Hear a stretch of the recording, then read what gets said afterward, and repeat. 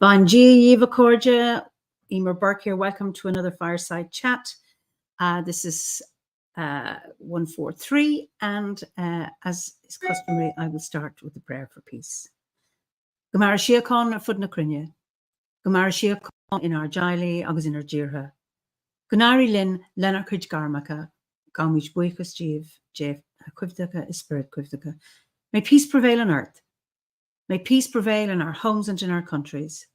May our missions be accomplished. We thank you, guardian spirits and guardian deities, for peace. As the fever of day calms towards twilight, may all that is strained in us come to ease. We pray for all who suffered violence today. May an unexpected serenity surprise them.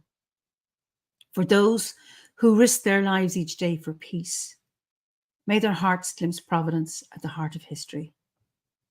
That those who make riches from violence and war might hear in their dreams the cries of the lost. That we might see through our fear of each other a new vision to heal our fatal attraction to aggression. That those who enjoy the privilege of peace might not forget their tormented brothers and sisters. That the wolf might lie down with the lamb, that our swords be beaten into plowshares, and no hurt or harm be done anywhere along the holy mountain. With thanks to John O'Donoghue. So let me see where you're all from. Did I say sunny and warm New Orleans? It's mildish, but wet today in Kilkenny. Getting snowed under, Sean, up in Kilkenny, or sorry, Canada, where am I talking? Never-ending rain in Crouch End, bless you. Belgium, Northamptonshire, lovely. The misty drumlins of Cavan, New York, wonderful. Where are we? Brilliant. Wyoming, cloudy but warm. Bewdley, Worcestershire, wonderful. Oh, Kyiv, Ukraine, you're very, very welcome. Rainy New Forest. Yes. Julia, from 1 minute sunny and another minute rainy. That sounds a little bit like Ireland. Washington State, Italy, Spain, wonderful. Lakewood, Ohio. Lovely to see you all. So, raining up Pendle Hill in Lancashire. Snowy Finland. Sherwood Forest, beautiful. Wonderful to see you all and to be back again. And the Pacific and Northwest US. Rainy California. So we're going to the western states of the US, and let me introduce you to my guest this evening. It's Joshua Ramey Renkier. So welcome, Joshua. Well, thank you so much. It is such an honor to be here, and it was such a joy to be asked, and getting to know you behind the scenes has been a double blessing. So greetings from under the oaks and dripping redwoods of the San Francisco Peninsula. Okay, so tell us a little bit about the San Francisco Peninsula. What's that landscape like? Sure.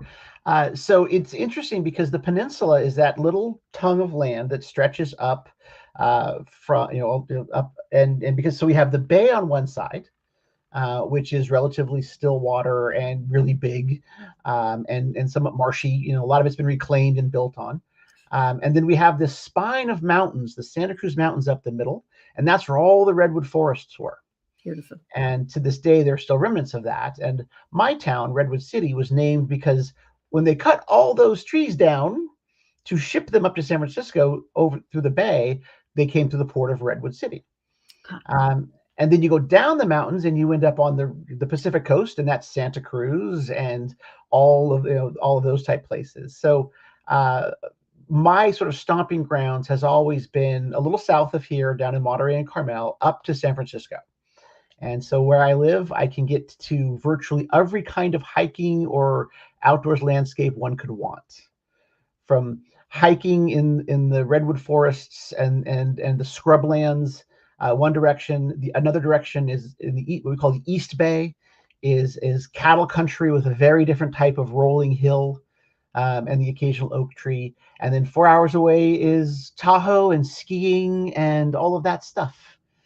But what I love about the snow is I love driving to it and then driving back home from it. So a day or two is fine. Then I can just come right back home and put on shorts. Well, in 1997, my late husband and I went to San Francisco to stay with my brother, and for New Year, and we went to Yosemite, and there was snow, and that was fascinating because we don't have much snow here. I've had 2 white Christmases in all of my life, so it was just fascinating to. San Francisco was so mild. Yep. We were in Monterey and listening to your seals and things like that, and then up into Yosemite where it was snowing, and it was just absolutely amazing. Yeah, just beautiful. Yeah. So you're blessed with such a variety of landscapes all around you. It's amazing, and one of the things I love is I do a lot of hiking. And one of the things I've loved about this area is that there's a lot of ideas around conservation, but also around this idea of some mixed use. So it's this notion of let's see what we can preserve for organic farming. Yeah. Let's see what we can preserve for hiking. There's a big movement now to say, let's see what we can preserve that keeps public access, but restores sovereignty to local indigenous peoples. And so to have all these landscapes and all of that going on is a really cool place to live. And frankly, through OBOD work to explore differently than I had experienced as I started to think about what are the stories of the land? What are the stories of this area? And all that. And how successful are those dual environments or dual approaches to these various environments? From what I can see, they're very successful. And I used to work inside an environmentalist organization. If you ask some of them, they would often say, no, it's all terrible because there's still coal out in the world. My experience is we have turned a lot of places that were logged for redwoods into preserved forever open space with hiking trails. That means that forever, those spaces will be spaces to go hike and breathe the fresh air and be amongst the trees. Okay. And so I find the preservation work that's being done around the area to be very successful, partly because it is that mix of we have to recognize that people are going to live here and they're going to work here, right? So what do we do to balance all of those competing interests while making sure that we protect wildlife? And some agencies are doing some amazing things to create wildlife corridors and all these type of things. So it's a really great place to be if you like the outdoors. But you also want to have kind of a mainstream job. So, which I do. It's Silicon Valley, so it's all the tech crazy and all of that. But it's also putting on a backpack and day hiking or finding a campground that is, 20 miles in and you're right on the spine of the world, it feels like. Wow. Yeah. So I think it's working. You're selling it. You're selling Thank you. Come on down. So Sean McCann from Canada says, I know that guy. He's dealing with snow right now. So he says hello to you. Hello. Hello, Sean. Yeah. Sean is my is my designated survivor. He's the person that if something happens to me, will be the one to tell the Druid community that it has. Okay. Yeah. Okay. Yeah. So how did you meet, given that he's in Canada and you're where you are? So we met via the OBOD message boards. And so one of the things that I don't think the pandemic was a blessing in any way, shape, or form, but it did prompt me to take the step into the OBOD work. And the boards, for somebody, I'm 53 years old. My early computer stuff was all the BBS services that you had to have a phone line for, and I'd have to only get on in the middle of the night because my mom would need the phone. So the message boards feel like that sort of era where it was kind of close and everyone is there for the same kind of purpose. And so the message boards are where I found a great community in the middle of the awfulest parts of the pandemic. And from there, it became connections with Sean. It became connections with lots of people all over the world. But also, it became a place to establish connections outside of the digital space. Because something that I like to do, I've been thinking a lot about things like what they call it, the parasocial relationships, the things that we have with those celebrities that we think we're friends, we know all about them, but we really don't, right? But I try hard to build as many connections with the people that I know digitally in the real world. So OBOD gave me the message boards gave me an opportunity to do that because of connections to things like the online ceremonies. Yeah. And I got to have real-time chats with people and feel connection.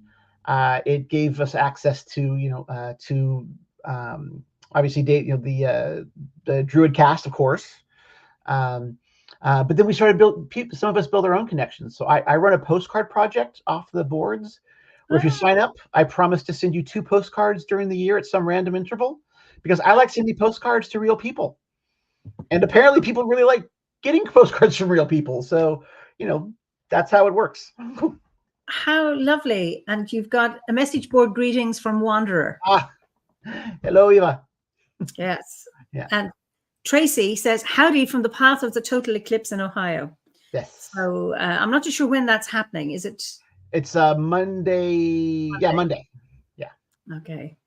Yeah. We won't get it. And I remember it was 1997, the same year. Yeah. Was it 98? In Scotland, there was an eclipse, a solar eclipse, but it was too cloudy, so we didn't see anything. Yeah. So. Well, that's pretty much how I grew up with eclipses, because you've been to Monterey, and Monterey and Carmel are famous for essentially something like 270 days of fog. So eclipses and fireworks were basically non-events a lot of the time when I was a kid, because fireworks were sort of, the sky would change color and there would be big booms. So, okay. Because of the fog, and eclipses were decided to sort of get dark, but you couldn't see anything happening. Yeah. Okay. Anyway, Ava says she definitely loves your postcards, and Gabriella says hi to you as well. So, cheers. So, and it's just interesting, you talking about extending your digital connection and making that effort to meet beyond that, because we met at the summer gathering, and I take it we will exchange a few words this year's gathering as well. I certainly hope so. Just how attentive that is of you to do that, and how important it is, because I think that idea of a postcard campaign, and I know particularly in the US, so many people are isolated, not just because of COVID, but because of wherever they're living, either within a family, they can't talk about their Druidry, or too far away.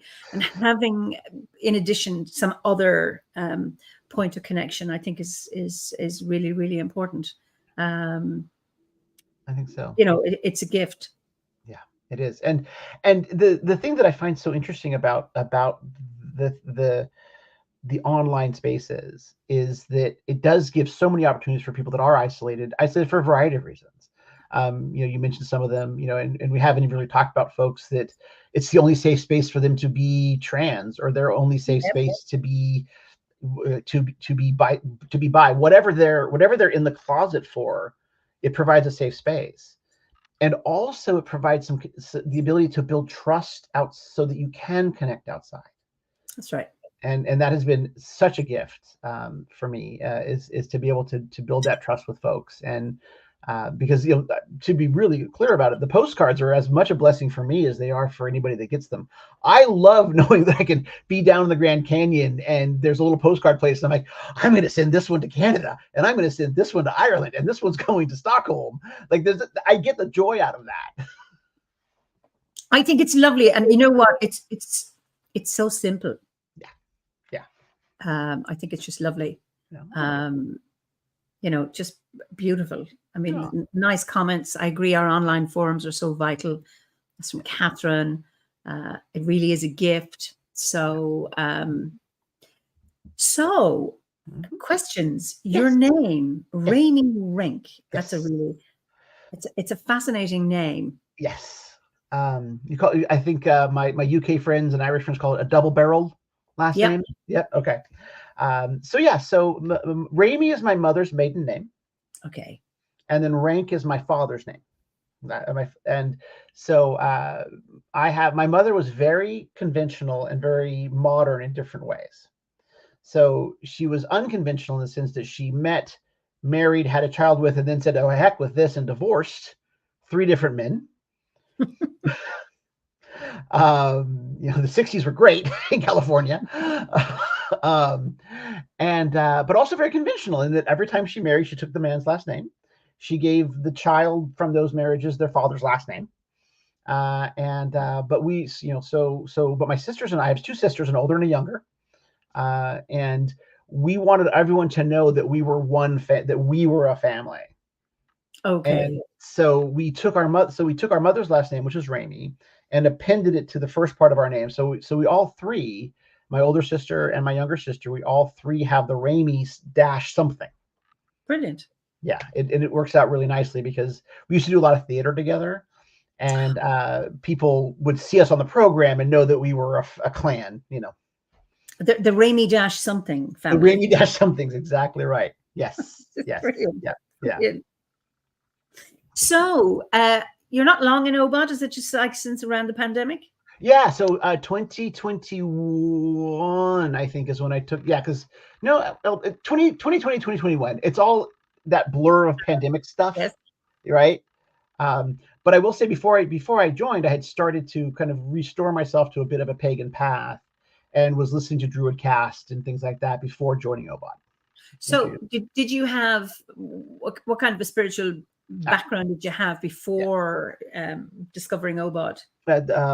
So it's interesting that I've always had an sort of a sense of being connected to the other world, whether that's magic, whether that's imagination, sort of that other side of things, right? And beyond just the imagination of a kid. And so I would say that from being very young, I sort of had that. I think it's Ella Young, the Irish writer, who talks about playing with fairies as a child. I had a lot of that feeling when I was growing up, in Central California. So I always had that sense.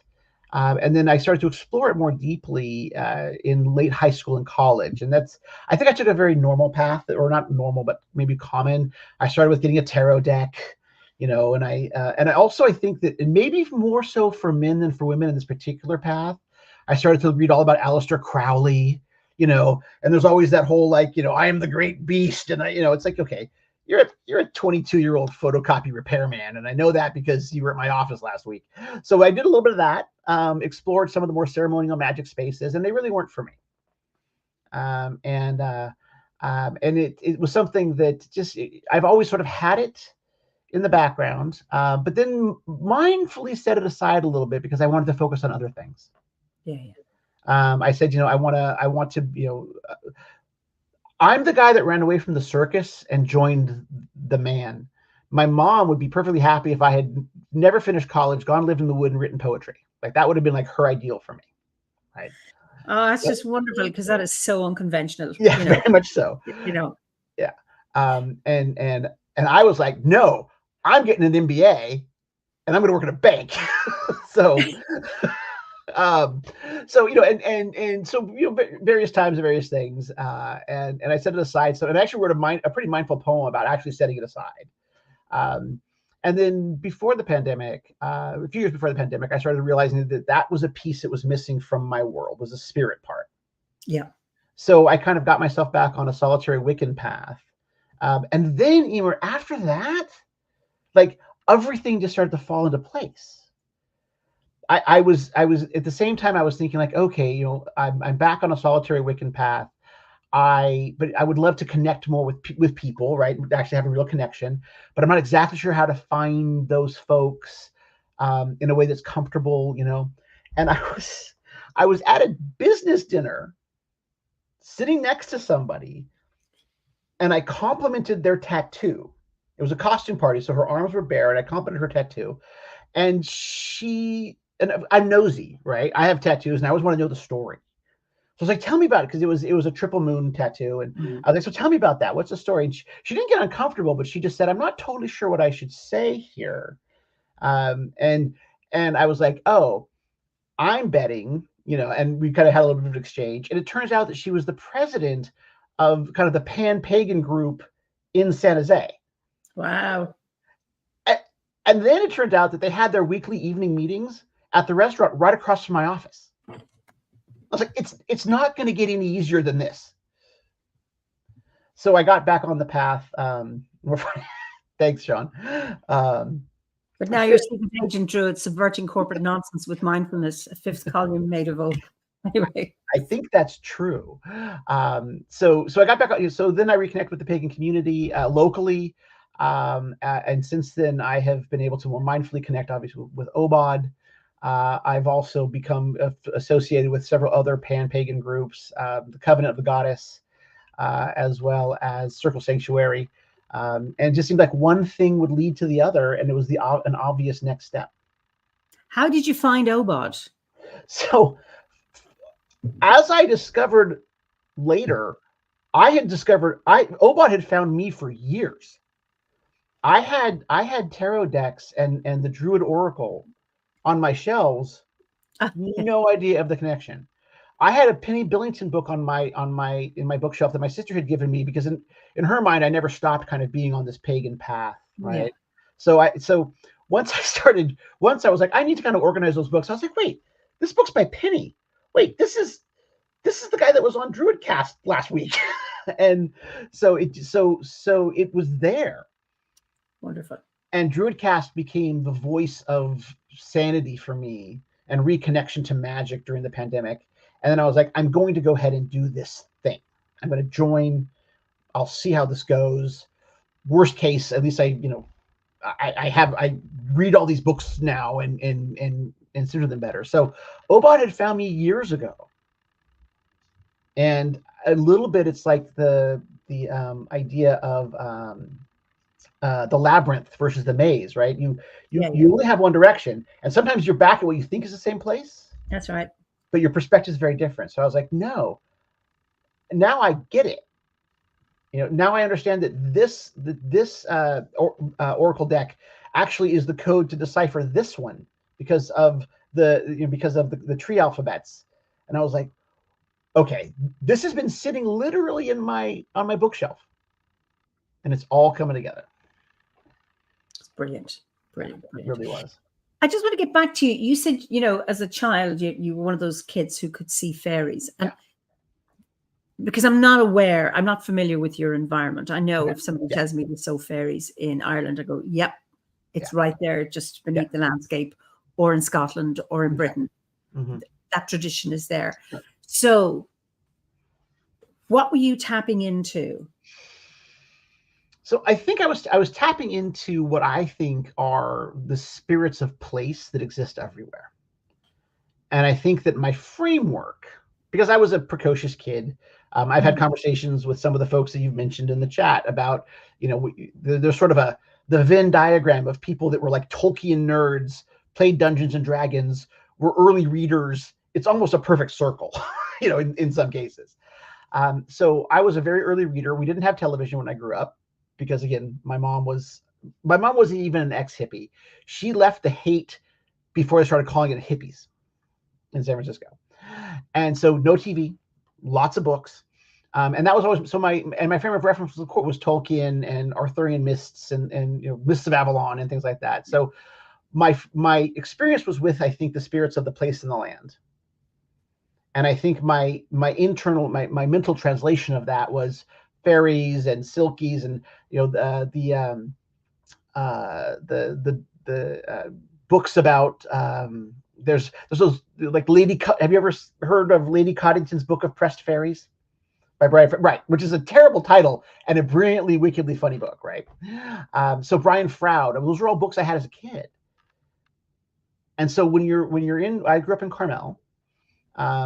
And for those who don't know, Carmel is now, or it was at the time, sort of a funky artist colony with a whole bunch of very rich neighbors. And Clint Eastwood was the mayor, or is he still the mayor? Yes, no, he was not. He was the mayor. He was the mayor when I was in high school. But again, it's it's sort of that parasocial thing, right? Like I knew him and his kids because I went to the Carmel Youth Center, which he funded, and his kids hung out at, right? So I got very lucky in that. So I have this beautiful place, and it was that era back when kids would go explore. Like you didn't stay in. A buddy and there weren't a lot of kids when I grew up, and so you can kind of imagine. There's lots of trees, lots of pine trees. I mean, my house is surrounded by pines and oak trees. Behind my house, there is, a block from my house, there's a nature trail, and that nature trail goes all the way down to the Carmel Mission, which has its own sense of magic and place, and also some historical issues that I've become aware of since being a kid. And so I grew up in that. I grew up in the woods and the somewhat village woods, and now have recast some of my memories in different light based on what I know and understand now of some mythology. Well, whether it's mythology or fairies or the goddess or goddesses speaking, I don't know. Can you give an example? Absolutely. So I have two. I'll tell the serious one first. So when I was and because you play a role in this, Eimear. Yeah, you play a role. So when I was a kid, I was probably 5 or 6. I was deeply involved in some play in my backyard. I don't know. It was nights. I was a knight fighting a dragon. I don't know. But there's those moments when you're on your own, when you're in that flow state and you suddenly stop. And it's like that animal nature that something's here. I have to pay attention. You come back to yourself. And it's not always a comfortable feeling. So that happened. I'm in my backyard and I turn and look, and there was a figure, an old woman in my yard, covered, kind of in a cloak and a staff, and she was beckoning to me. And I looked away and I looked back and she was gone. Years later, I heard you talk about, and I believe it was you were talking about doing a work or having a space dedicated to Ankaliach. Yeah. And I was like, okay, so I'm going to kind of investigate this a little bit. And I looked and I brought up some artistic stuff, and I was like, that is the person, the entity that was in my yard beckoning to me. 100%. Same look, same the staff, the cloak, definitely. I was like, that right there was my first encounter with, whether it's the goddess, the spirit of the woods, whatever, but it was right there. And years later, I have come to frame that as my first visit with Ankaliach. Wow. So, yeah. So that's the serious one. Okay. So that was my first encounter with, let's say that's my first encounter with goddess. Let me tell you about my first encounter with God, with the Lord of the Wild, because I know how this happened. My mother disagrees. When I was a young child, same, around a little younger even than that experience with the entity in my backyard. I have a scar on my eye from a place that I fell down and cut it, and we were at a park, and apparently the ranger picked me up and took me to the ranger station and cleaned me up. Right. That's my mother's version of the story. And then they took me to get stitches. That's what my mom says happened. But I know the truth. I fell down, cut my eye, and was picked up. Excuse me. It was picked up by some large animal because I could smell him. I could smell the muskiness of it. And sitting in that ranger's office, it was very much a ranger hat with gigantic antlers coming out of it. Okay. And that's what was taking care of me. And again, reframing it now, thinking of it, as I kind of get back into the space, I was like, oh, well, that was maybe my first encounter with, call it Kernunus, call it what have you. So those are two of my stories of early days, seeing these things and connecting with them. Wow. Yeah. Catherine here says, I'm lucky I'm blessed with Hern. And she typed that in long before you said what you... That is absolutely fascinating. Mm-hmm.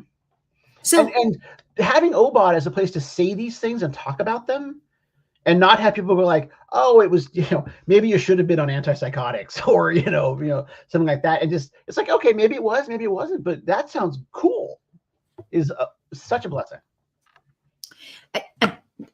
The facts of it aren't important. It's your experience of it. Exactly. Yes.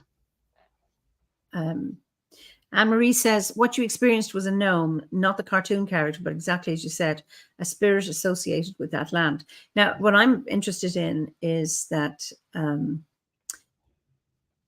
the manifestations, how they manifested, were from this part of the world. And I'm curious, what influences how you see spirit? Okay. So it's full confession. I'm very personally grounded in sort of what we call kind of the Celtic pantheon, or I work a lot with Bridget and with Morgan and things like that. So, and I think partly that's because that's been my frame of reference that I'm very comfortable with and resonates for me, right? But one of the things that Obot brought me to do and encouraged me to do was understand the indigenous stories of place, right? And understand how did they see the land, and not how did they, how do they, right? Because one of the things we've learned about this area is that there is there was a strong indigenous presence that had to go underground during the early years of kind of the Americanization of it, because of lots of reasons. And they're sort of now stepping forward and claiming identity and claiming land. And claiming presence, which I love. And so making sure I mindfully learn those stories, when they're shared openly, right? Making sure that when there is a talk given by an elder from the Amamutsun tribe, that I go, or at least log in online and listen to it, and I hear the story of hummingbird bringing fire.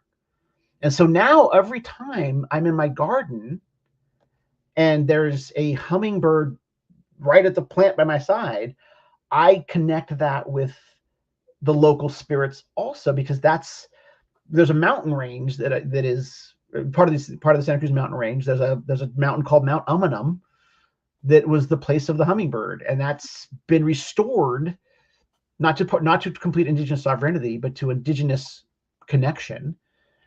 And they've been granted the right to close it to the public for ceremony and ritual, if a certain number of times a year. And so now I see hummingbird and I see an indigenous ancestor. It's beautiful, right?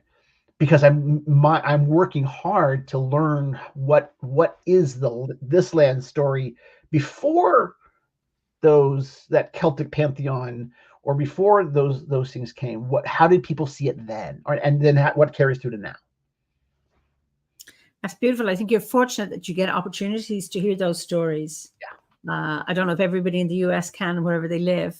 Yeah. That there is a certain level of openness to people who can respectfully listen and then really get it. Yes. And I just think that, I don't know the story about how the hummingbird brought fire, but just that magic, just seeing the hummingbird there beside you on the plant or the flower, and watching that, and then and making that connection. Yeah, it really is very cool, and to be honest, it's also a gift from those indigenous people who could easily say, like, you know what, we're not going to tell you anything. Yeah. We're not. We got. We're going to keep everything we've got to ourselves, and that would be fair, right? Yes. I do appreciate sometimes the mix. I think it was. I think it was within the last year. One of the online ceremonies, one of the American Groves hosted it, and I think it was Billy the Bard. Is that? Oh yeah, Billy Stewart from. I think told the story and then said, "Now this is your story," and that was such a gift, and to have those the traditions come together. Yeah, we've had, because I'm a storyteller, and having one friend, he's also a member of the order, Owen Vardoon, he's been a guest.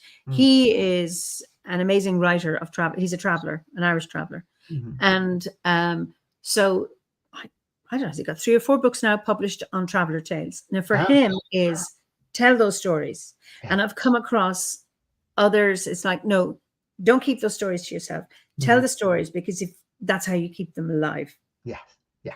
And it's and I suppose there's the kind of, well, it's not unspoken, but it's spoken that, you know, if I hear a story from you, I say, well, I heard Joshua tell the story, and it comes from this tradition. Now here's my interpretation of it, because we don't tell stories in the same way, but it's carrying on the tradition at the same time acknowledging the provenance. Yeah. And Sean says, one of my parishioners reminded me that from the perspective of Indigenous knowing, you don't know a thing until you know it locally in your own land, be it an animal, being, etc.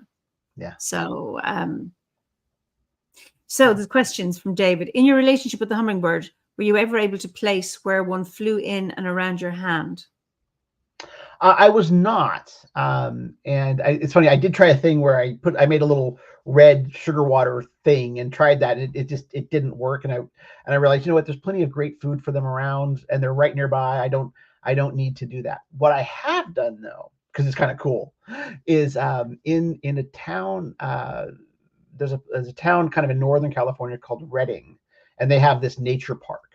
And you can do a thing where you pay $1 or whatever, and they have these lorikeets, this like aviary, and you go in there and they give you the sugar water, and you get mobbed Go away. by these brilliantly colored birds. And that's just a neat thing to do, to sort of sit there and watch them sort of cover you up and fly all over the place. And so it's a magical thing to do. I've never been successful with hummingbirds, and just decided, you know what, the flowers are yours, folks. Knock yourselves out.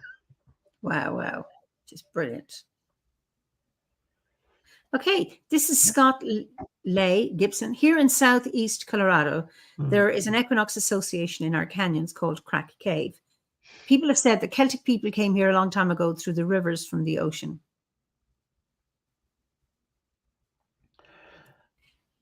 That is quite fascinating. Yeah. I just finished my, I don't know, 5th reread of the book Ireland, a Novel, and they talk about the Irish coming to America long before the Viking explorers, and St. Brendan, his voyage. Yes, exactly right. Yeah, and that's how they knew the word whiskey. And I was like, okay. Oh, is whiskey an American name? Well, what they were saying is they knew the word. I don't know the. It's not. Literally, that's the statement in the book, is like, and that's why when the Vikings got here, the indigenous folks already knew the word whiskey. Oh, they're okay. So sorry, it was Brendan talk, because right. So Ishka, yeah. I got Ishka Baha is the water of life, and I don't know if whiskey, I assume, comes from that. Yeah. That is fascinating, because yes, so the Brendan voyage would have been the 600s, you know, the 6th, 7th century, and they did a number of years ago built the ship with the 30 cowhides, and actually made the journey, Tim Severn, to see if it was possible. Yeah, I love that. I love that living archaeology. I was in Copenhagen last fall, and I had a chance to visit the Viking Ship Museum, and they talk about the fact that they're doing the best they can to kind of figure out what it's supposed to do, but you can't really do it unless you do it. You have to put it together and see how it does, and then you learn a bunch of stuff like, ooh, we made that too long because it snaps when it twists. And that, you know, and then they got to try this. You got to try a sea voyage out. So I think that's wonderful that folks are doing that as well, because I that sort of hands-on history is the kind of thing I could absolutely get behind. I love that. Wow. He says it's still safer than a casino cruise. Sean is on the button tonight. So yeah, and Scott says there was a PBS, I don't know what that is, special about, I assume it's a television, but about the cave in the 1980s. It's fascinating. And I love that idea. Well, of course, you do come from the sea, up the rivers. That's how they say Joseph of Arimathea came, you know, from the Bristol Channel up to Innisfree to the Isle of Avalon with Jesus, they say, because there were waterways. It's just absolutely fascinating. Yeah, I love it. And what I love about all of that is, like I think you said earlier, the fact of it isn't the point. It's the magic of the feeling of that, and you know, having had a chance to grow up, you know, in a place where there's lots of magic. I you know, there's all over Obot and different things. There's references to places I grew up, like the Robertson Jeffers house, things like that. And so to know that that's that place, and to be with people who love that sense of place is so much fun. When I was in Glastonbury, because I went to Glastonbury the first time when I was 20-ish years old. Okay. And I got a chance to see the Thorn before it got destroyed, before it got cut back. But actually to be there to explore it with some of the folks that are in Obot, and kind of the way we talked about the trees and the way we talked about what we were seeing and feeling and experiencing was such an extra layer. And it made it, I can't say make it better, because it's really, really good. It just made it so much different and expanded it in a sense. That's brilliant. Yeah. So just get back to, this is Scott again with this cave. Yeah. It should go over into the panhandle of Oklahoma. It's actually pretty interesting. They have equinox tours still there, and that's really interesting. Or spills over. Sorry. It is how in the US there are those alignments. I don't know if you've watched the Ancient Apocalypse by Graham. It was an 8-part series on Netflix. I don't think so. Presented by Graham Hancock. Okay. He's quite interesting, and he was talking about ancient sites all over the world. I think he's the scourge of all archaeologists. Because he comes up with theories, and he says archaeologists never look at the sky; they always look in the ground, and you need to look up in the sky to look at the alignments. And but there is a place now, the Americans will know, and I don't know what state is in. It's a serpent on a ridge, and its mouth is open, and it has a ball in it, and that is aligned to, I think, is it the sunrise at the summer solstice, and in the curves of its body they have alignments to equinoxes. And he's not allowed in that place because it's Ohio, Scott says. Ohio. And when you look, in the documentary, he's looking, you can see he's there because before they kicked him out, and then you see it from above, and then he just diagrams of it, and you're going, wow. Yeah. And the Serpent Mound, Ohio. Thank you, David. Oh yeah, of course. Yeah. That rings a bell. And it's fascinating. Yeah, it is. And what I love too, I mean, again, this is part of part of my journey of trying to mindfully understand much more about indigenous works and whatnot. So my wife and I have this really great partnership when it comes to travel. I like to hike. She likes to drive. So we will drive we'll go on these long road trips, and we'll end up in a national park.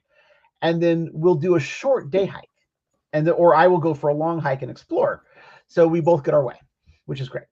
And one of those places we went to was I was looking at some of the petroglyphs, and the petroglyphs were aligned with it wasn't a Stonehenge, but there's a crack in a rock, and it dawned on, I think it's the summer solstice. It hits a certain place, and that's where they've drawn, sort of a heliograph looking thing. So they were paying attention long before anybody needed to build something big. It was just like, it shows right there, and we're going to mark that spot. Yeah. And that comes from,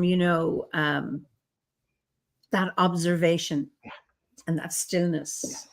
And I think it's just fascinating. Yeah, it really is. And it's such an important thing to have that stillness. Yes. I'm a pretty animated, outgoing guy, but I've also tried to understand where, especially for myself, if nothing else, there is a power in stillness. Yeah. And in really feeling the weather, feeling, is it raining? Is it gonna rain? Is it, is it, what's this sun like? Why does the spring sun feel different than the autumn sun? Things like that. And again, for me, part of my path with Obot has been to mindfully mark those things. And it is really such a neat thing to do, and go back over my journal and look through and be like, oh yeah, this is where the sun hits for this few days in April. Yeah. Beautiful. I know people did it during I think during COVID, 365 days filming or taking a photograph of a particular place. Something, yeah. And then just documenting that night. Fascinating. Yes. To have that discipline to get out and do it every day. Yeah. And then watch what happens. I think it's... Well, I had the discipline to do it about 16 times. I never took the second day's picture, but I started 16 times. It's easy start, isn't it? It's easy. Oh yeah, I had lots of discipline to start. Yeah, I came across one of my cameras the other day, and I was like, "Oh, that's right. I did try this out a few times." Oh well. So you've done a bit of traveling. So where would you say is the most magical place for you, where you have found? So I have 5 spots that I think of as my magical spaces. And you reminded me of one of them in our pre-talk yesterday. So and in no particular order. So Big Sur on the California coast. Now you're going to have to describe what each of these are, because not everybody will know. So the California coast is long, first of all. So Big Sur is 25-ish miles south of Carmel and Monterey, and it's very rocky, and it's sort of a mix of the Ring of Kerry and the Cliffs of Moher, right? It's sort of like very steep, very drop out. In fact, part of the highway just washed out again, and the community there is kind of stranded. So, yeah. So, but it's the kind of thing where you can't build inland very much. So sort of there's the highway that runs down the coast, and there's little settlements on the other side. But it was a really big place for folks that you're kind of in the beatnik era. It's where the Esalen Institute is, which is where they do, which many people know about as sort of a blend of esoteric, new agey corporatism. There's Henry Miller hung out there quite a bit. So it's kind of that wild place that just has the place itself is ridiculously beautiful. And it's where I first learned how to backpack. And it's also where I first did my own grove ceremony on my own when I was like in the woods, because they opened up a hiking trail again that had been closed for years, and I went backpacking and did it. So lots of every California environment you could imagine. So you start in the redwoods, and then you kind of go up the hill, and you're in the scrub brush, and then you go down into this kind of river areas where it's really thick and marshy, and then you go back up the hills, and then you drop down, and now you're out of the sea air, and it's hot, and you're really glad you started early because you're almost there, and it's going to be ridiculously hot. So it's all of that, and the Big Sur River runs through it, and it's a protected natural wildway. And so you just have this, you go through all these environments, and then you have these great primitive campsites that you pitch your tent and sleep by the river for a few nights.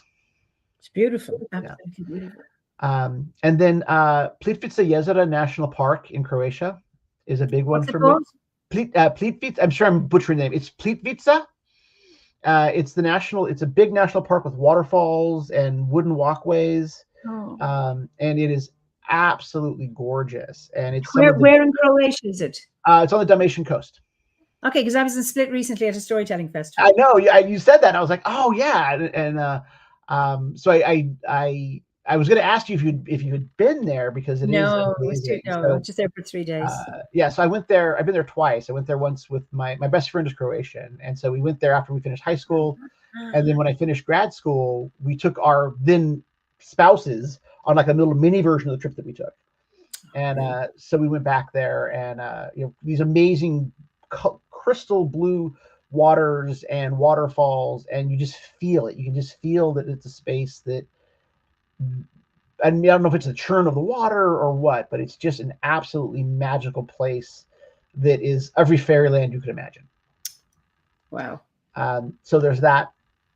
And then probably the other place, I'll take a little bit smaller view, is I mentioned that nature trail that I walked through behind my mom's house. Mm-hmm. There's actually a redwood grove there that was started.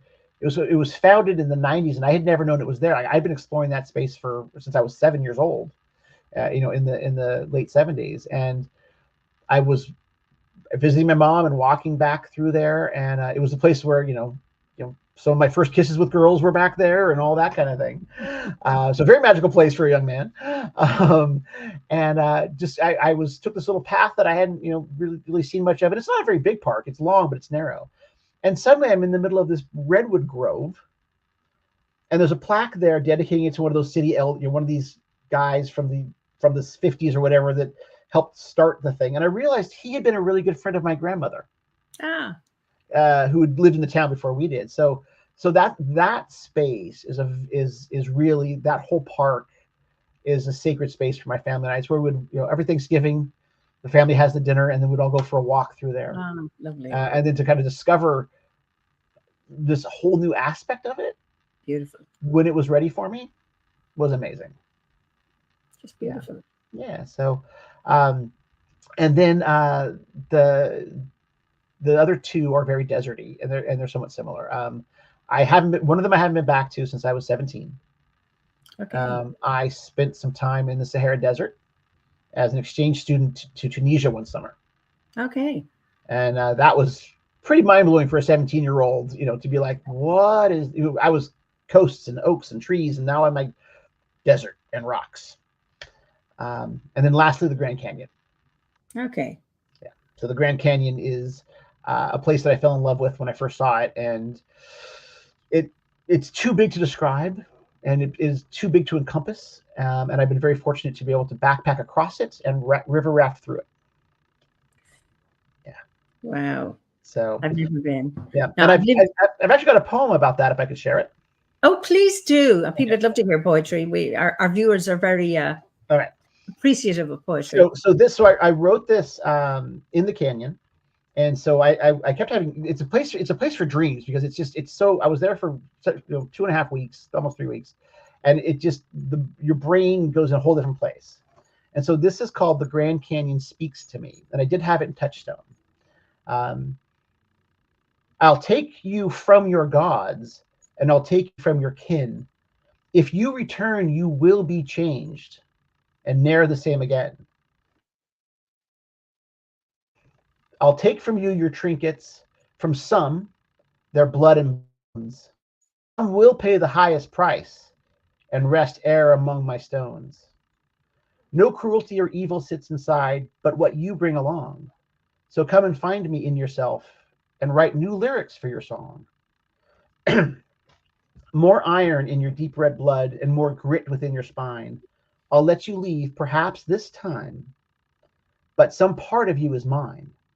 What you take away is yours to find and think on down the road. My waters and my rocky shores are tales oft retold.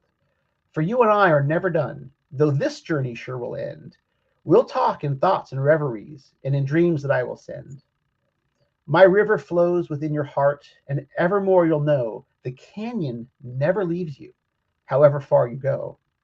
So, now we have our history, and you are raven kin.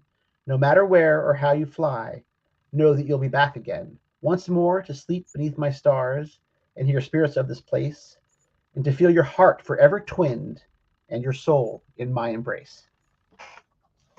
Beautiful. Thank you. Absolutely. Now, you haven't been quite honest with me. It's out. You've been How so? Sean here, he's so holy, he would never lie. He's a writer. Don't let him get away without talking about his stories. I'm reading one currently. And the Gabrielle is a published author, cough, cough. So, great reaction. Well done, Joshua. Now tell us a story, please. Here's somebody who knows about you. Brilliant. Okay, so. Okay, so full disclosure, I've always been a writer and scribbler of things, poetry and whatnot. But the place that I first started making money, and understand by money, I mean like $25, right? Like not money, right? Because I don't write, I write the story. So I first started getting traction when I was living in Ireland, and I was the accompanying spouse when my wife's company rotated us there. And so I was off. I kind of was a 40-year-old guy with a sabbatical, right? And so I was like, I'm going to write all I want for the first time in my life. and apparently what people, and I learned how to like submit stories and how to work with editors and that kind of thing. But the genre that people were actually buying and paying was all adult, very adult fiction that I would write under a pen name, so that way it was kind of protected. So I got my start in getting my writing out there through erotica. Great. Yeah. But I've also always written science fiction and fantasy, and now that's also starting to get more, so I can actually share it with everybody and my coworkers and whatnot under my actual name. So, yeah. So thanks. So, and again, part of that has been the Bard work, though, right? It was the encouragement to do that. Being encouraged to do that, and to make sure I was writing again as a regular practice now that I was working and all that stuff. So. Yeah. So do you have a website? Do you have titles? Because I don't, and I used to do all that stuff, and I just realized that I'm also really fortunate and blessed, Eimear, that I have a job I love. Like I run executive. The fifth column for a bank. Sorry. The fifth column for a bank. Yeah, exactly right. Exactly. And to a degree, I mean, Sean, to a degree is right, because the work that I do there, I think is very druidic. I actually work helping managers and leaders be better managers and leaders. Very good. Yeah. So that's what I do there. I run leadership and executive development programs. I'm an executive and leadership coach. And so I spend a lot of my day figuring out ways to make sure people stay connected, that they grow and have growth opportunities, having C-suite folks come, chief executive whatevers coming to me and saying, hey, I've got this challenge on my team and I want everyone to work together. How can I make that, what do you have that we can support them? So I have a job that I love. That is a beautiful deflection from my question. Sorry. It wasn't a deflection. It was context. With your book. No writer does that. This is really interesting. And Sean wants to assure us it's not the racy stories he's reading. Very good. That's right. And I say that because your books, because I'll put it into the chat here. And where can they? All right. So right. The best one right now on it is on Amazon, and it's called The Job. Oh God, what have I done?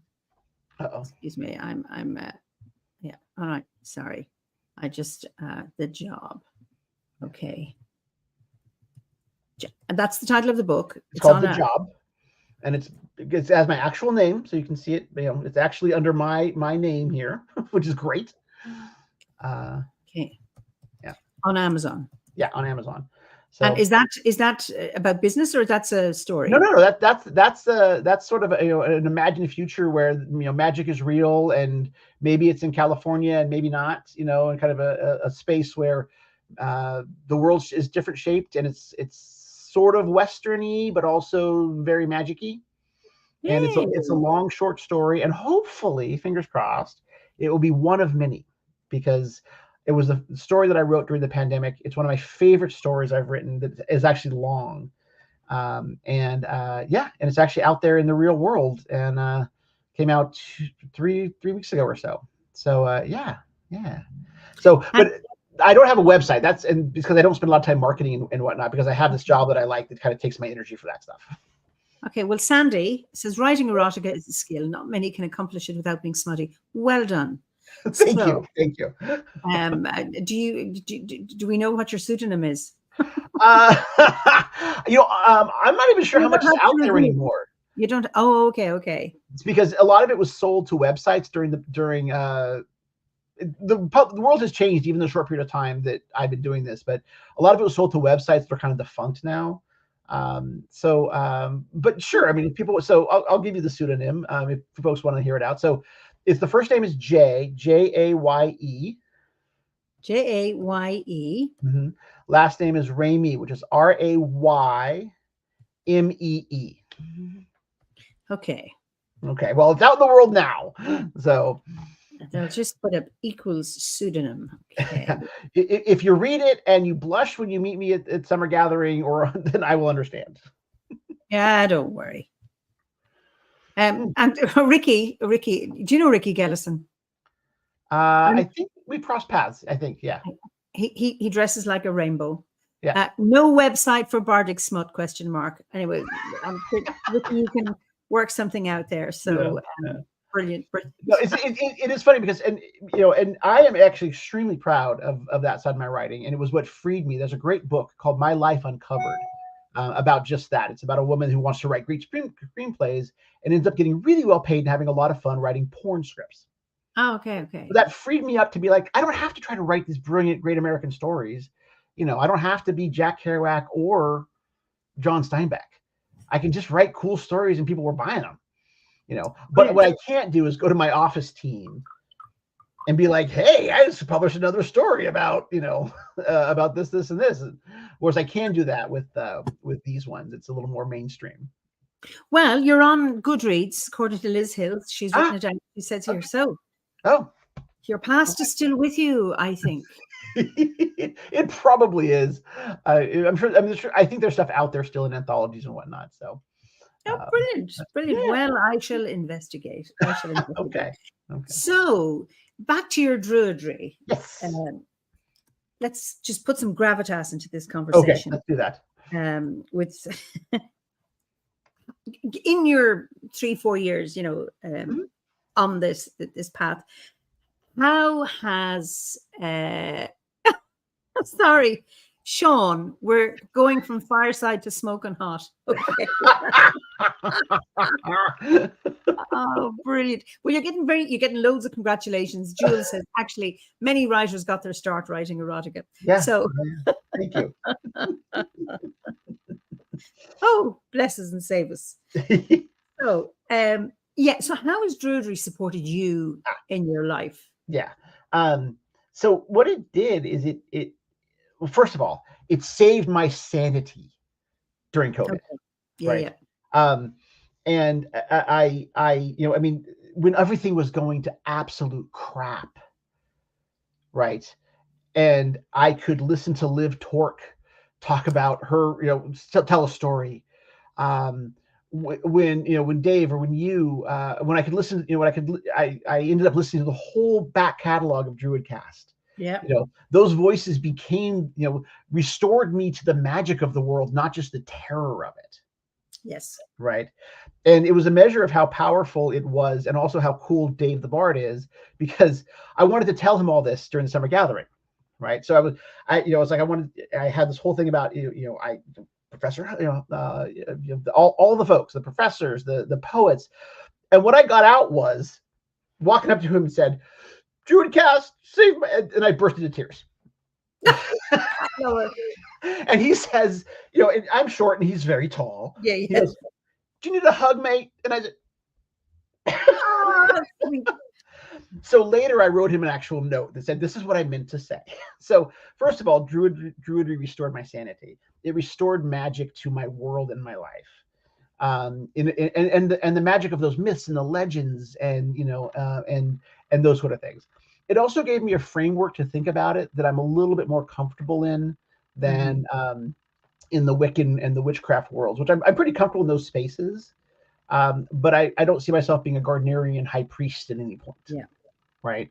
And more power to those folks that do that, the Jason Mankes of the world. Absolutely. This didn't actually feel like my path. Working with those folks, absolutely. But it gave me a place. It also reminded me of the serendipity and the magic in the world, because I started connecting with people who were like Larissa White, the Mount Hamas scholar that wrote she's 15 minutes from my house. Go away. 15. 15. Yeah. I mean, 15 on a tough traffic day. Wow. Yeah, I've been to her home, met her lovely family, got a tour of her gardens. Yeah, I can almost see, we look at the same hills just from a different direction, from a different angle. Right? Brilliant. Yeah, so we restored that to me. It's like, okay, there's awesome people in the world some of them are right next door, some of them are far away. It did push me back into writing in a certain way. Nice. Yes, Ricky. Love it. So it also encouraged me, because one thing that I've never super comfortable with was reading my poetry out loud. Okay. I'll read a story, right? And I'll share all my stories and my writings, and I will get up and talk to. I'm not sure if I've ever spoken to thousands, but I've certainly addressed hundreds very comfortably, right? But when it comes to my poetry or emotional topics, it's a little bit tough for me. And part of the bardic step work was I committed to actually reading aloud in front of an audience something that I had written. Wonderful. Yeah. And I had written a poem about that rafting trip. And last night we were on the river. I read it to that group. Oh. And so it was a little bit more of a rollicking kind of, I call it a river shanty. So that kind of restored a piece of me to that. And I actually didn't restore it, enhanced it. And it gave me an amazing community, that feels lifelong. And that's people they've mentioned in the chat. There's Sean, there's Gabriella, there's a bunch of us that kind of get together and chat online regularly. And so shout out to the chattering squirrels people, the folks that asked me for my address to send a postcard to, and with no expectation. And to do some of the things that I think are really cool. The other thing that I do, I stopped taking new signups around Samhain for the postcards, because for the rest of the year I run a Yule card exchange, where people can sign. This is on the boards. People sign up, and I'll pair them up with each other to build connection. And then they send each other cards, which I think is a kind of a really cool thing to do. Wow. Yeah. So it gave me a chance to, so it reconnected me to myself. It reconnected me to the cycle of the seasons. It connected me to the idea and the fact of Indigenous stuff, and gave me a vehicle to meet amazing people all over the world and to feel like I've got a home. Brilliant. So, yeah. Anyway, kudos for stepping into public recital from Ricky. Yeah, thank you.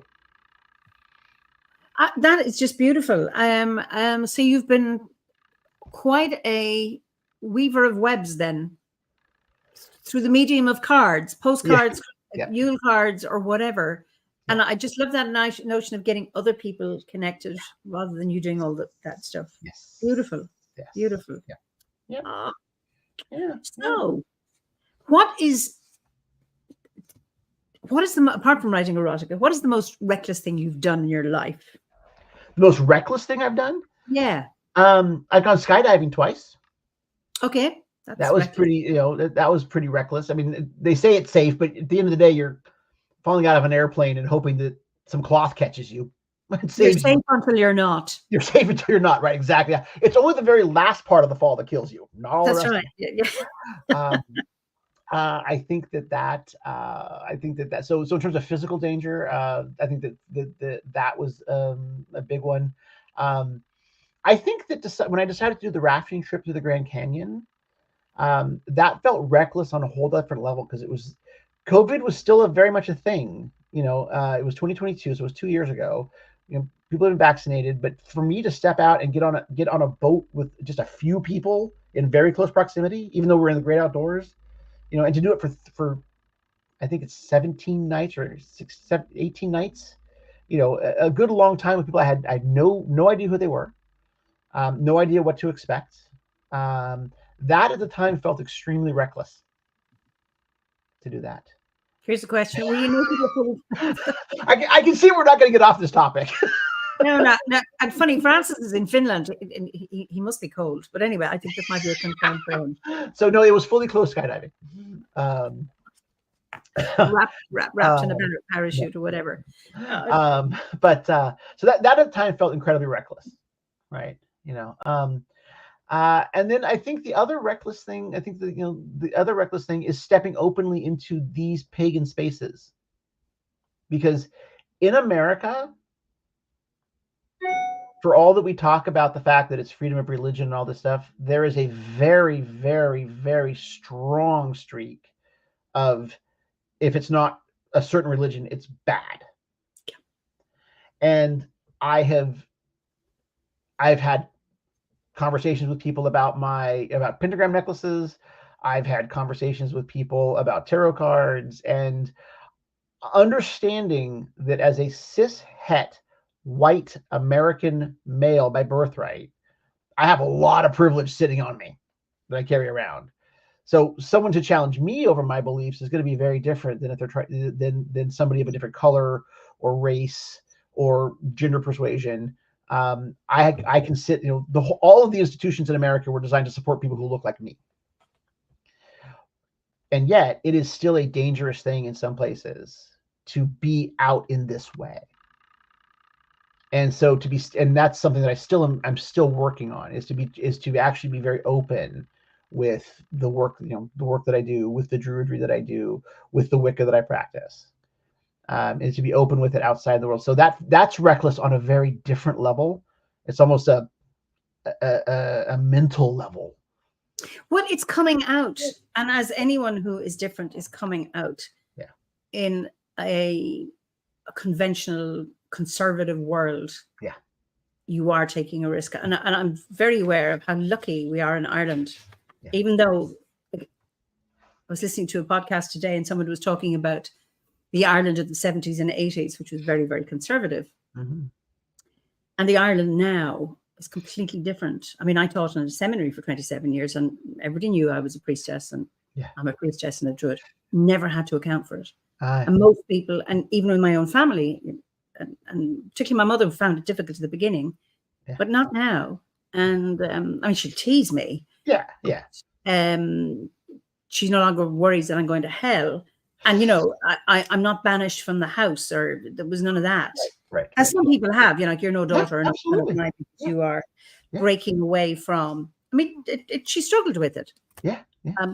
But it is very difficult to come out, and it's funny, people come on this, and this feels like it's an intimate chat, but actually, right, exactly, to the whole world, or to anyone who happens to be passing by, or has. And then, like Sean says, yes, people often fear what they don't understand, and that's it. And I think maybe with my mother it was, when you're not a Catholic and you're going to go to hell, and then she listened to the installation ceremony that was online in 2020. Yes. And she thought, I remember my laptop wasn't working, so I had my phone and I was holding it, as it was when Philip was giving his talk, and he was handing it was video, and he was handing the candle over to me. And something pinged, and it was my sister saying, "We're listening to this and watching this in the kitchen." Myself and your mother. And I'm like, oh my God. And it was so, and she was really moved by the actual ceremony. And she thought it was really lovely. And it's like, I don't know if she was going on her head, because we haven't spoken about it. Is this what I was worried about? Because I think it's very, very hard to argue with a nature-based spiritual path. People may have a difficulty, like, well, Jesus wasn't invoked, or we're not talking about Allah, or whoever it is. But when you look at it, you may think if there's something missing, but actually the content of it is I think hard to argue. And one of the things I often do, I'm somewhat privileged in the fact that people also talk to me about this stuff, right? A chunk of my work is sort of in that human resources realm, and so people come to me with things, and they trust me with things, and I'm just always, as much as I talk about how this is kind of reckless and brave, I mean, compared to what some people have to go through to, like you said, being thrown out of their houses, I have a family friend who ended up leaving the school she was at because of an LGBTQ friend of hers had a thing with a sports person. And when they found out, we kind of got pushed back, like, no, that didn't happen, and got the crud beaten out of him, like pulled out of his bedroom and beaten up. And this friend, who is also LGBTQ, was like, I'm not doing high school anymore like this. I can't do this. And it's that kind of thing. So compared to my, like, it's kind of awkward to tell my boss I'm a Wiccan, compared to that, I don't have a lot to complain about, right? But it is still intellectually, or it is still a thing that takes energy. Well, fears are in your head, and some fears, a lot of fears in your head, and then there are others that are realistic, that there's actually a physical danger to being what when you're stepping out of the box and not in the mainstream, whatever the mainstream is. So somebody suggested skydiving has a nice ring to it. People do that. I think that would be intensely uncomfortable on many levels, but more power to you if you want to. Gabriella says, I think one way that Obod would make ceremonies less scary is if people do not wear white robes. This can freak people out. Well, That's what we do in OBOD. And the US is a bit different. And I know in certain areas people don't wear them because of the particular associations with them. Yeah. But in this side of the Atlantic, I mean, they're for us. Yeah.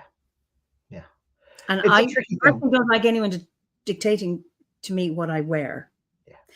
In my culture, in my space, in my spiritual space. I mean, I won't wear certain things. So when I've been in Africa and I've been in certain places, I have my head covered. If I was going into a mosque or whatever it is, I don't push my own. But when I'm in my own space and then I will do that. So I feel that we can't, I suppose, address everybody's fear. You know, that's that hard one. It's you know? it is hard, and I will say that it is that is something. The white robe question is one that I definitely, I don't want to say struggled with it, but I did think about it because I try to be mindful of the impact that things may have on other folks, and I realized that I wasn't necessarily that into wearing it anyway, so it wasn't like for me it wasn't a question of like, oh, this is what I'm going to do this. It was like, no, I work with they're registered as a seed group, but they call themselves the Bridget Grove in Berkeley. And everyone kind of wears whatever they feel like wearing. Like, there is far more like theatrical garb in Glastonbury than there is when I gather with pagan or Wiccan groups in public ceremony here. I mean, I show up in my cloak and my staff, and everyone's like in jeans and sweatshirts. So I was like, well, I guess I dressed up for the occasion. So. It's the same here. So when in Glastonbury with an OBOD gathering, that's officially OBOD with OBOD members, I always wear white. And the purpose of the robe is it marks out sacred time and sacred space. And then you take it off. Liz says, as an American ex-Catholic, before Druidry, white robes always called to mind priests and monks and the like, not the KKK. Yeah. And then Sean says, robes, I think it makes it less scary in some cases because of the church. So but here, when I have ceremonies here, I will wear a green cloak. I wear green, and people wear different things. So OBOD is particularly white and robes, and that comes from, it's a UK based and it's valid. And I support it. And I love in Glastonbury walking, on the summer gatherings, people walking from the town up, making their way towards the tour, and you're looking up at these robed figures, and it is beautiful, and it's hard to a lot of people have off-white, Liz, and you see people with mud stains on their robes, but that's just the way of it is. But it is actually quite spectacular. And then people wear wraps, they wear cloaks of different colors, and I think the important thing is about marking. This is what I like. You go to a job interview, you're not wearing tracksuit bottom trainers, or you're going to a wedding and you wear a suit or whatever it is. And don't wear stilettos when you're canoeing. Those kind of things that you have. I always ask my guides if I do trips like river rafting trips about their craziest stories, and every one of them has a story about someone that did wear their high heels to the boat and thought that was going to be okay. So. But that notion of marking time, right, and sacred time, it is important. And so what I've done is I asked, and unfortunately I don't remember her name, but the New Forest Tartan folks. Yes, I see. Sean mentioned he's just ahead of you here. Yeah, but you've got the tartan sash. I lost my scarf. Oh no! I lost it in Marizine in last June. I was so upset. Well, I asked him to weave a special length one for me. So I can wear it as like a tartan sash. Lovely. And so, but then on that, I put I got the and I can't pronounce this right, a pin of the Vesica pisces from the Chalice Well. Oh, yeah, brilliant. And I wear a cloak pin, kind of the ring and pin that was my grandmother's. Beautiful. Yeah.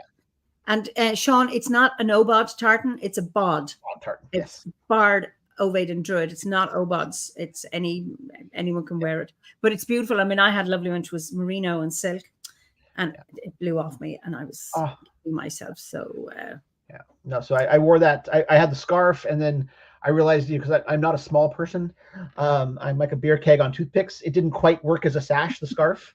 So I asked I guess it's Kate, the new Forest Kate, partner, yeah. to do a special length. And they said, yeah, that's no problem. It's the same width and everything else. It's just they made it longer. Make it longer. Yeah. So, Oh, yeah. they're beautiful stuff. Beautiful stuff. Yeah, absolutely. Gorgeous. So what would you say you're most proud of? You know, what's the biggest challenge that you've overcome that you're proud of? Biggest challenge I've overcome that I'm proud of. Well, there's a physical one. A few years ago, for a while, I was getting very involved in those survival races where you like do obstacles and things.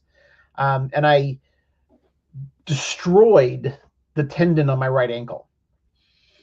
And of course, it wasn't doing a dangerous obstacle that I destroyed it. It was a very basic thing that I would have done on a million hiking trips, which is why my wife will still let me go hiking and do these things. But I destroyed it. Absolutely, to the point that the surgeon laughed when he saw the x-rays. And so he told me at the time, yeah, he got my permission to use the pictures. So I believe I'm literally a textbook case for the worst version of this injury that one of the preeminent ankle surgeons has ever seen, because he used it in a textbook chapter he was writing on this kind of injury. So I had to learn to walk again. Wow. And the challenge was not all the stuff that went into it. The challenge, getting to physical therapy, the challenge was the moment when I was on the treadmill for the first time, and they said, we need you to jog just 10 seconds, slow jog. It took me clock time, 5 minutes to muster the courage. Emotional time, galaxies were born, suns died. I can still feel the tremor. Wow. So putting weight on that foot sort of independently, because when you run, you kind of throw yourself onto your foot. So doing that for the first time after having had my foot rebuilt and months of physical therapy and all that stuff, that was the biggest physical thing I've ever overcome. Wow. Yeah. And, I've been really lucky in that I don't have a lot of other things to overcome that aren't just my own thing. I work a lot with the Morrigan, and I say, like, the things I fight are my inner shadow, my reluctance, my laziness. That's what I'll put at my feet. That's what I'll put in your sword is when I'm like, oh, I don't feel like it, and I don't mean because I shouldn't, because I'm hurting. I mean that moment of, it's hot and I'm tired and I could go 2 more miles and really get the exercise, or I could just go back to the car. Those are the things those are the shadow work that I put at her feet. And that's, those can be tough days, but they're not, I've been really fortunate. I've had an incredibly supportive family for all my, strange, weird things I wanted to do in my life. I've got a great wife. Lovely. I have been incredibly fortunate. Like I said, I carry a lot of privilege as a cis-het white guy in America. All of the big, heavy things to overcome were largely my own crap about, like, oh, I didn't get into Ivy League college. I mean, come on. So I've been really lucky like that. I think surviving COVID, with my sanity intact and not being a complete alcoholic and not ruining my health, some days that feels like a really big accomplishment. Yeah. Yeah. So, yeah. So not a super rich answer, but it's the one I got for you. Oh, brilliant. So what are you most grateful for in your life? Oh, geez. So I am incredibly grateful for my wife, my sisters, and my mom. They're amazing women who both support me and also don't let me get away with too much crap. Yeah. And because of that, because of the fact that I was raised, I like to say, so because of this situation with my mom, like I described, I like to say that I was raised by my mom, a single mom, 2 sisters, and my wife. Brilliant. And I have amazing friends. I've got friends that I've known since high school, and it's just really, really grateful to have those people, and to have, to have been able to learn how to walk again, to have had the resources to have that kind of insurance, because America's healthcare sucks. Yep. To have my mom, who is 80 years old, and it was just a few years ago that we convinced her to stop climbing on the roof of the house to sweep it off. Right? It's like, well, we will pay somebody to come and do that. I've got it's the people that I am grateful for. I'm grateful for Obot. I'm grateful for the Druidcast. Eimear, I'm grateful for you. I'm grateful for the folks in the chat, because that it's those people that make it a life. Yeah. Oh, brilliant. Yeah. So we're coming towards the end of our time, and just one concern you have about the modern world. Yeah. I think America is on a knife edge of fascism. And I think that, but what's weird is I say America, but it seems like the world is like that. Like when I would watch Boris Johnson, right, and Donald Trump, and I was like, do they have the same hairdresser? Yes, like, I think they do. And then it started to strike me. And then we've got Putin, we've got war in the Middle East. I mean, the world seems to have gone into this place where it's like, we're going to forget all the stuff that we thought we knew about the United Nations and the war to end all worlds. And now we're going to be killing each other again en masse. And we always, there's always been wars. We always have done that. Again, it was privileged to kind of be in America since, without any big wars. But at the same time, the world for a while felt like it was not doing that so much. Yeah. And now it feels like we are. It feels like the rise of the strongman is back. And that's always bad for people. So I worry about that. I worry about that a lot. So. Well, Ricky says, from one moronic custard-haired shag yeti to another. Someone else is Tweedledum and Tweedledee. Okay. It is because, I mean, obviously I was born well after the Second World War. Yeah. But, that thing is never again. And this will not happen again. And it's like, but it is. Yeah. I mean, I've been to Dachau. Okay. And to have people tell me things like, oh, the Holocaust didn't happen. I'm like, where do you even start with that? Well, absolutely. Yeah. So I worry about that. It should have been never again, and we should be getting better at that. What gives you hope then? If you do have hope? Absolutely. And that's a reminder that that we as humans, I don't want to be too, I think there's a word, teleological. Like, I don't want to be too much in the social, like, we're heading toward great perfection and we're always evolving. But I think as humans, we are over time generally getting better at being better to each other. And I do believe that over the years, the world has made more space for more kinds of people. And I think we might retrench in some places or in some senses, but I think overall we continue that.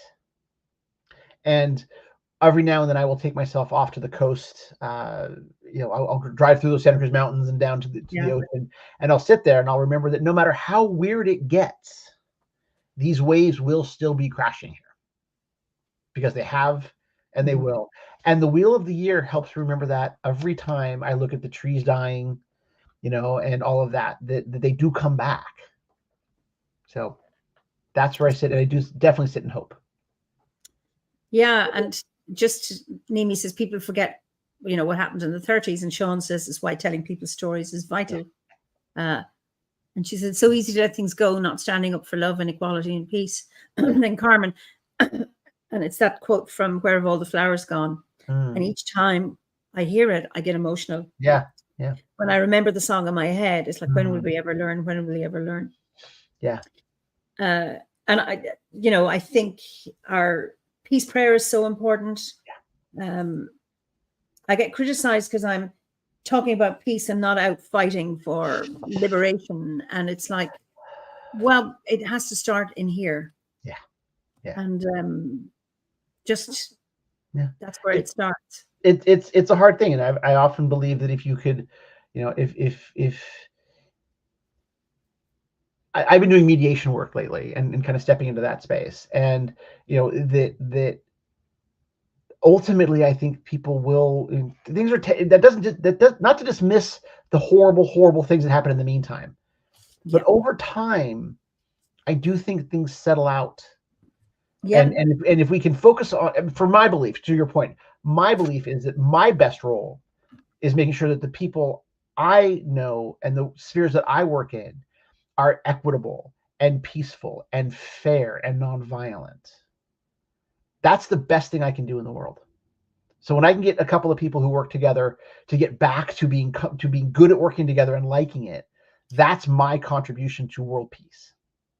And I think that's, to bring it full circle, that is a very druidic thing to do. And I'm very blessed to be able to do it professionally. And I think talking about, just like Sean says, talking about what's happening, just even that, because never underestimating the power of prayer or the power of intention can be really, really powerful. Yep. And I sometimes feel very helpless when I see what's going on in the world. And but so what's so cool is not that there's bad things in the world, but right when I feel like that most dark place, that's right when someone comes and says, I can't imagine asking anybody else but you, will you do our wedding? Right? And I'm like, oh, right?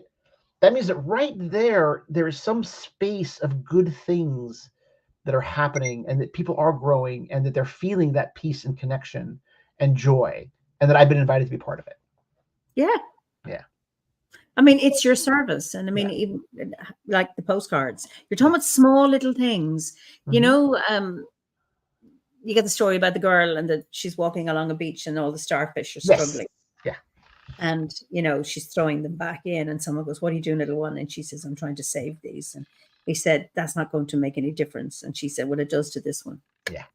Or another one, a little bird collecting water to put out a forest fire and just doing it.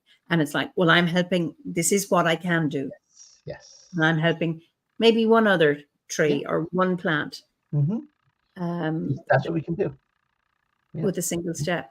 Wow. So, that got heavy. yes. So it's been just such a joy chatting to you. Absolutely. This is my last two final questions. So I don't know, Gabrielle, if you're going to try and bet, because you kind of think you might know Joshua a bit better. Your favorite season of the year and your favorite ceremony on the Wheel of the Year. Okay, gotcha. So hands down, my favorite season is Samhain. Okay. I mean, that's not even a question. That's not even a hard question to answer, right? That's always been my season. Always. I have a really good friend who is definitely, we definitely agree that's our time of year, so Samhain is my favorite season for sure. What is it about Samhain that it's your favorite? So there's something about the fact that that's what I feel the most. It's like, it's this weird, like, for me, that's the place when I was growing up, right? I would walk to the library in town and they always had a fire going. So I had the smell of the books, and I had just walked through kind of the not raining but damp, kind of pine forest that Carmel is. And it felt like I was surrounded in, like, the whole time was magic. It always feels more magical to me that time of year. It's not just the thinning veil, but that's a part of it. But it feels like everything is really close. All this magical energy is right here surrounding us, and I love that. And I can't really say it better than that. It's just always been that vibe, And your season, or are you? So my favorite Wheel of the Year. Boy,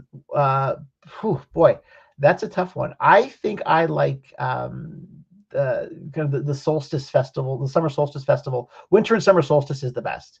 They kind of, because they feel big to me, and they feel like there's that kind of like, okay, we're not, we're peaking now, and so those, the solstices for me are big pieces of big energy. Okay, beautiful. All right, Joshua, it's been such a joy talking to you, and I'm just delighted to talk to you. So I'll allow you say good night or good morning, good afternoon, because have your clocks changed yet? I know, sorry, because the time changed. We actually changed them a week or two ahead of most other people. So, okay. But yeah, so we've been on this new time for a while, and finally the rest of the world is slowly catching up. So, we try our best. Thank you. So I'll let you say good night to everybody. Okay, great. All right. Well, so from the San Francisco Peninsula and mostly from the bottom of my heart, thank you all. Eimear, thank you for the opportunity. Thank you to my chattering squirrels and the Rigid Grove and my postcard friends and the online folks. Thank you all for the blessings you bring, and may you have many yourselves. And with that, good afternoon, good evening, and good night. Okay, I'll send you to the green room. We can read the comments together, so don't go away. So listen, just thank you all so much for joining us, and just your lovely comments again. It was really, really enjoyable, and the humor and the fact that Joshua had some friends in the audience. So really, really enjoyed my chat with them. So I look forward to seeing you next week for another Fireside Chat. So good morning, good afternoon, good evening, or if you are watching this as a recording, be well and slán go fóill until we meet again.